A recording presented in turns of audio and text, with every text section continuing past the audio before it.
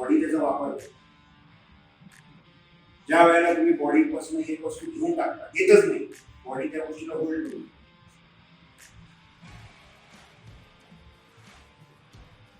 तुम्ही खाणं बंद करून टाकलं, खाणं बंद करून टाकलं, आजपासून खाणं बंद केलं, बॉडीला कळलं बाहेरला कॅलरीज येत नाही, तर बॉडी कॅलरीज आणण्याचा दर कमी करून टाकतो.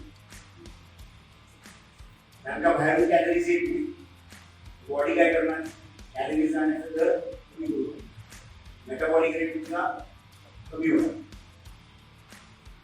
कळलं? तुम्ही खायला चालू केलं, बॉडीला कळलं कॅलरीज येतात, बॉडी कॅलरीज बंद करतो, असं आहे. हाच लॉजिक आहे.